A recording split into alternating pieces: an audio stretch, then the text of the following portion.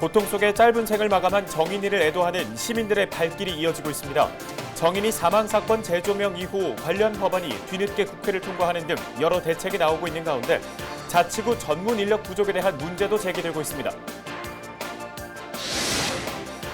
코로나19 신규 확진자 수가 두 자릿수로 떨어졌습니다. 서울의 신규 확진자 수도 100여 명대로 주춤한 상황입니다. 이런 가운데 은평구의 한 병원에서 12명의 집단 감염이 발생했습니다. 병원 관계자로부터 환자와 보호자에게 전파된 것으로 파악되어 병원 내 집단 발생과 개별 사례 연관성을 추가 조사 중입니다. 지난 2019년 7월 담배꽁초를 벌여 은평구 은명초등학교에 불을 낸 교사가 1심에서 금고형을 선고받고 법정 구속됐습니다.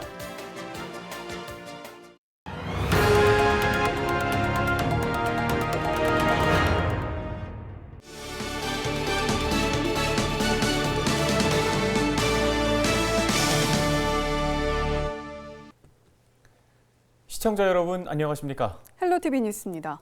첫 소식입니다. 양부모의 학대 속에 생후 16개월 만에 숨진 정인이 이 사건을 재조명한 프로그램이 방송된 이후 국민적 애도와 공분이 이어지고 있습니다. 우리 지역에서 발생한 너무나 안타까운 또 마주하기가 참 힘든 사건인데요. 오는 13일 입양아 정인이를 학대해 숨지게 한 혐의를 받는 양부모의 첫 재판을 앞두고 있는 가운데 정부는 여러 대책을 내놓고 있습니다. 대한아동학대방지협회 공혜정 대표 잠시 후에 연결해서 관련 내용 좀 더 자세히 짚어볼 텐데요. 그 전에 먼저 손성혜 기자의 보도 보고 오시죠. 양부모의 학대 속에 세상을 떠난 정인이의 묘지입니다. 고통 속에 16개월 짧은 생을 마감한 정인이를 애도하는 시민들의 발길이 이어지고 있습니다. 그래도 가는 길에 정인이가 좀 더 따뜻한 길 갔으면 해서 일부러 찾아왔어요. 또 다른 이런 정인이 같은 아이들이 이 세상에 다시 재현되거나 구현되지 않았으면 하는 게 양천 지역사회에서도 재발 방지를 위한 대책 마련이 시급하다는 의견이 나옵니다. 앞으로 어떻게 해야 될지 저희는 무엇을 해야 된다라는 그런 각오와 마음으로 이번 사건을 들여다봐야 되지 않겠어요. 정인이 사망 사건 재조명 이후 시민들의 공분이 커지자 정부는 경찰청 내 아동학대 전담부서 설치 등 여러 대책을 내놓고 있습니다. 지자체나 수사기관이 아동학대 신고 접수 즉시 조사하도록 하는 내용이 담긴 아동학대 방지법 개정안도 국회를 통과했습니다. 이런 가운데 현장에선 정책이 실효성 있게 운영되려면 전문 인력부터 보강해야 한다는 목소리도 나오고 있습니다. 이게 이제 아동학대 조사 업무 특성상 이게 아동에 대한 발달이라든지 아동학대에 대한 어떤 전문 지식이 필요한데 그런 게 없이 자치구 아동학대 전담 공무원 수에 대한 문제 제기도 잇따르고 있습니다. 아동학대 전담 공무원 제도가 시작된 작년 10월 양천구는 1명, 은평구는 3명을 배치했습니다.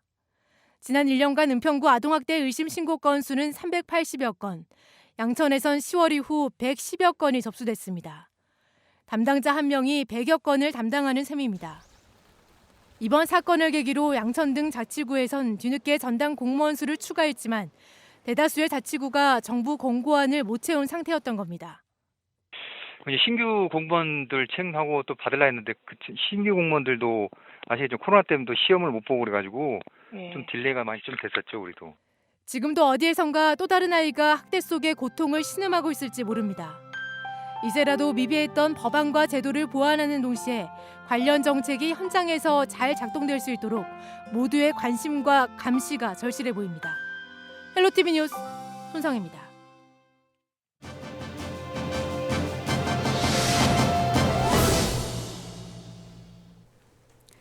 네, 이렇게 여전히 국민적인 공분을 사고 있는 정인이 사건과 관련해 국회가 지난 8일 아동학대범죄처벌특례법 개정안, 이른바 정인이법을 입법 처리했는데요. 반복되고 있는 아동학대 사건에 실질적인 도움이 될 수 있을까요? 전문가 통해서 관련 얘기 들어보겠습니다. 최근에 소셜미디어에서 많은 분들이 동참했던 정인아 미안해 챌린지를 제안한 분이기도 하죠. 대한아동학대방지협회 공혜정 대표와 연결하겠습니다. 대표님 나와 계시죠? 안녕하십니까? 네, 안녕하십니까? 네, 그동안 아동학대 방지를 위해 힘써온 대표님에게도 참 가슴 아픈 사건이었을 것 같습니다. 우선 이번 정인이 사건의 가장 안타까운 부분, 대표님께서는 어디에 있다고 보시나요? 전 국민들이 모두 다 같이 느끼는 분노의 지점인데요. 그 3번이나 아동학대 신고가 들어갔음에도 불구하고 단 한 차례도 조사를 하지 않고 무혐의 처분이 됐다는 것이, 그리고 3번이나 이 아이를 살릴 기회가 있었음에도 현장에 있는 그 무능력한 대응, 부실한 대응 때문에 아이가 죽었기 때문에 그 부분이 가장 저뿐만이 아니라 온 국민들이 다 분노하고 있는 것으로 생각하고요. 많이 안타깝습니다. 예, 현장의 부실한 대응을 지적하셨는데요. 사실 그동안 아동학대 신고를 받고 출동을 했는데 이 현장에서 부모가 그런 일이 없다거나 또는 집안일이다 해서 그냥 돌아오는 경우도 다반사였을 것 같습니다. 이제 3월부터 2회 신고가 있으면 무조건 분리한다는 내용의 법이 마련됐는데요. 이 부분 실효성이 있을 거라고 판단하시는지요? 이 아동학대 신고를 했는데 문을 열어주지 않거나 이랬을 경우에 강제성이 잘 없었어요. 또 분명히 경찰들은 이제 수사권을 갖고 있기 때문에 이 어떤 범죄에 대해서 이렇게 들어가서 수사를 할 수 있음에도 불구하고 이런 어떤 면책권이 없었다고 해요. 이런 부분이 저도 참 의아했는데, 만약에 그 아동보호전문기관 직원이나 아니면 학대 전담 공무원이나 경찰이 잠긴 문을 부수고 들어갈 때는 이 아이를 구출하기 위한 행동이었음에도 불구하고 이게 범법 행위가 된다고 하더라고요. 그래서 2회 신고가 있으면 무조건 분리한다는 내용의 법도 사실은 없는 것보다는 낫겠지만, 왜 2회까지 기다려야 되는지 그 부분에 대해서 납득이 되지 않습니다. 왜냐하면 신고가 되지 않고도 죽어서 발견된 아동들도 많이 있고요. 또 1회 신고 후에 사망했던 그 천안 아동 같은 사건 같은 경우도 있었습니다. 그렇기 때문에 2회의 신고를 기다려야 되는 그 근거가 무엇인지 답답합니다. 네, 이 빈틈이 있는 부분과 현실적으로 어려운 부분들을 좀 짚어주셨는데요.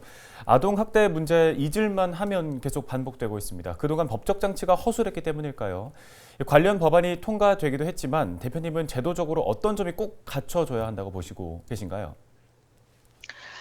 당연히 어떠한 그 활동을 하기 위해서는 근거가 있어야 되거든요. 특히 이제 공무원들은 그 어떤 그 제도나 그 법규 이런 것을 꼭 지켜야 되는 신분이다 보니까 이 제도가 없으면 적극적인 행동이 나갈 수가 없습니다. 일례를 들어서 정말 너무 그 가슴 아픈 피해 아동이 있는데 그 아동을 구출해내기 위해서 문을 부수고 들어갔다고 쳐요. 그러면 아동은 구출할 수가 있겠지만 그 공무원의 생계는 위협이 됩니다.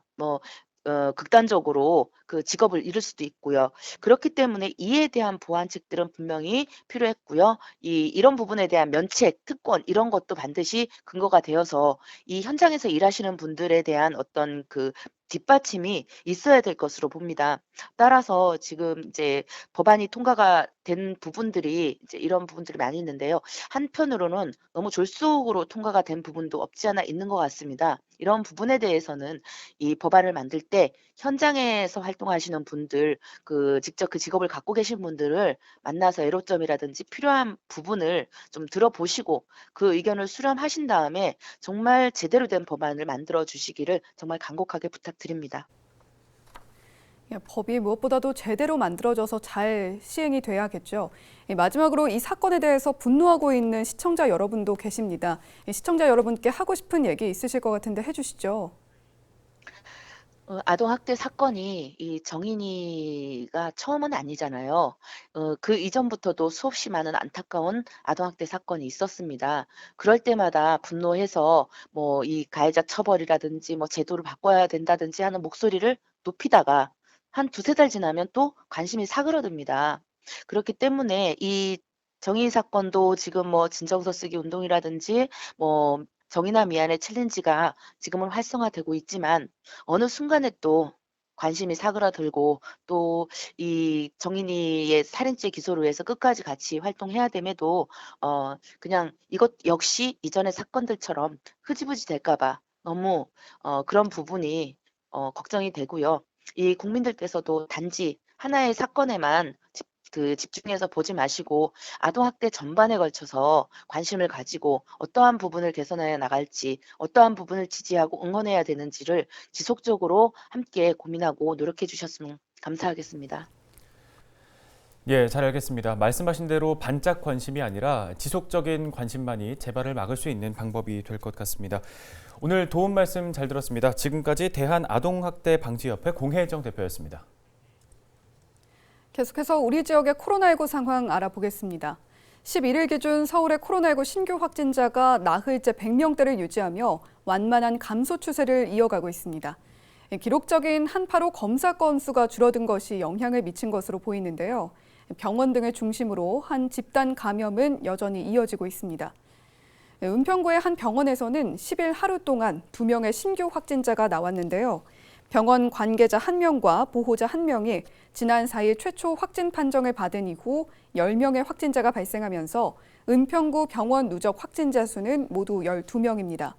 방역당국은 병원 관계자 등 1,220명을 전수 검사한 결과 양성 11명, 음성 515명이 나왔다고 설명했습니다. 나머지 694명은 검사 결과를 기다리고 있습니다.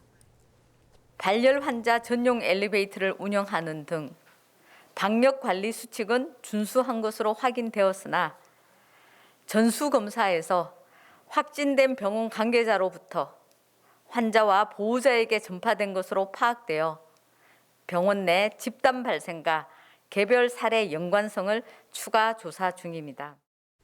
방역당국은 해당 시설을 코호트 격리하고 긴급 방역을 실시했다고 덧붙였습니다.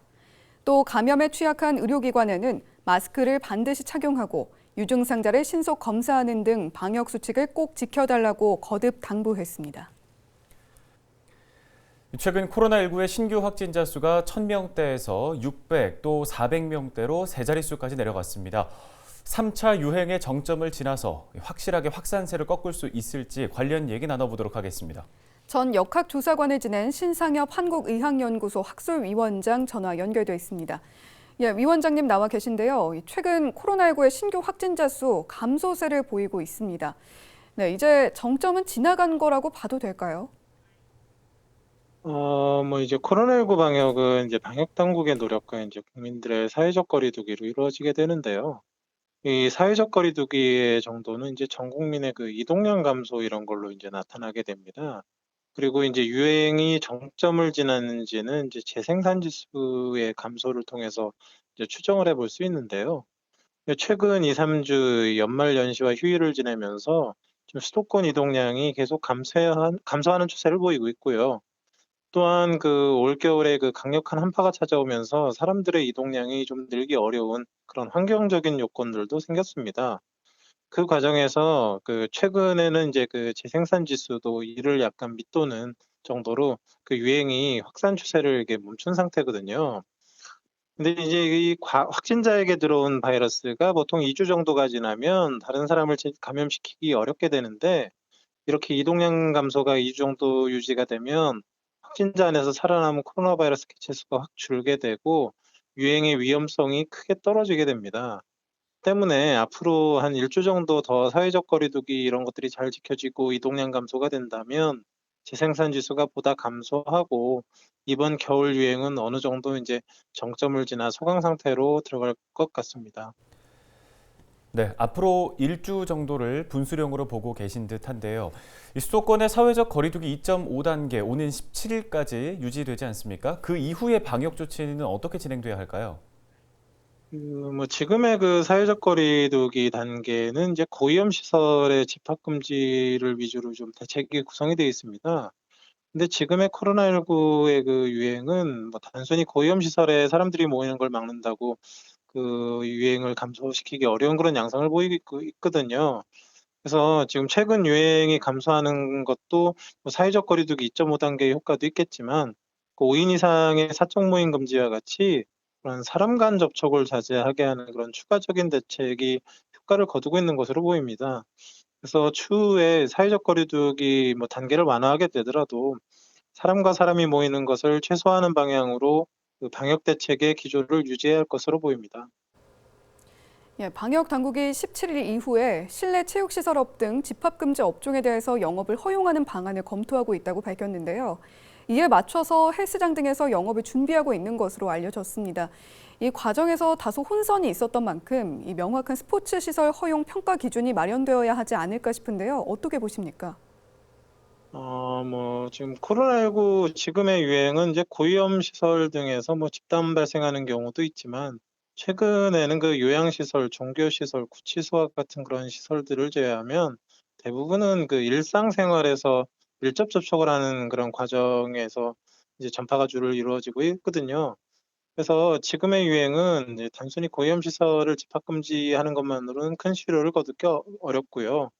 또 고위험 시설이든 그렇지 않은 시설이든 그 사람들이 밀집하는 거를 막는 것이 중요합니다.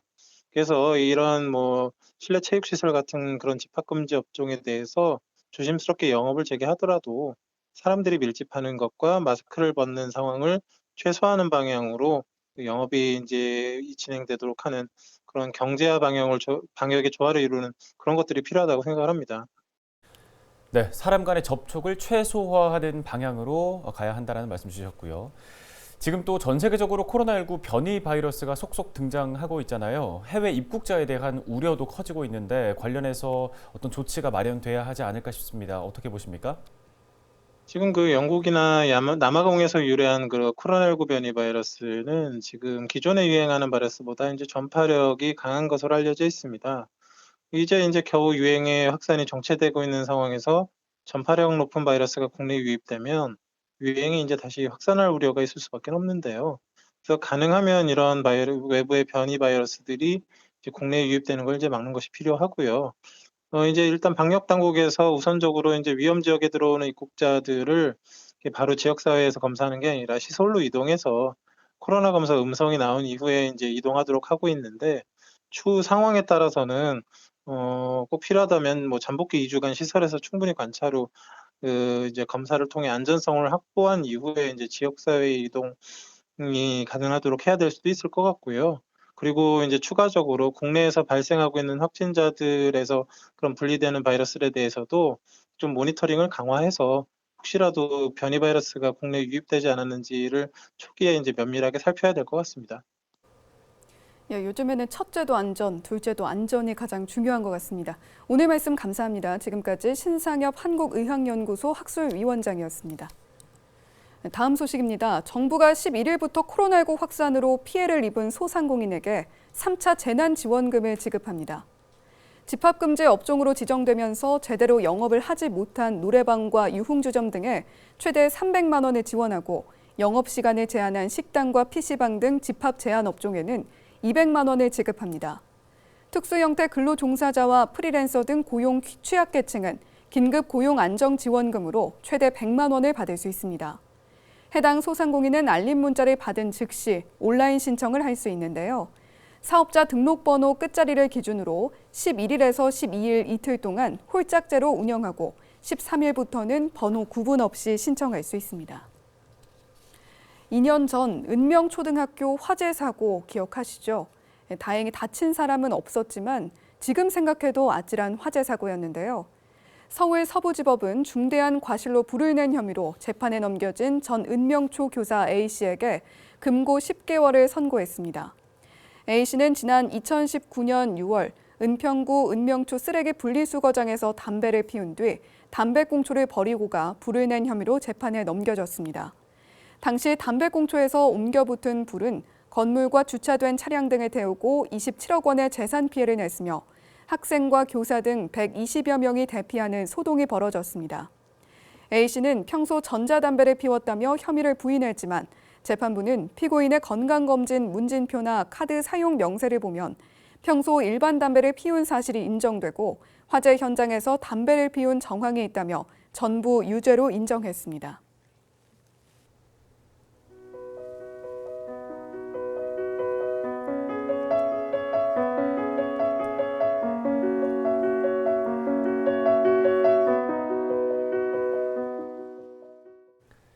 지난 주말 사이 코로나19 확진자 수가 눈에 띄게 줄었습니다. 3차 대유행의 정점은 지난 게 아니냐, 이런 긍정적인 전망이 나오는 건 반갑습니다만 방심은 금물이겠죠.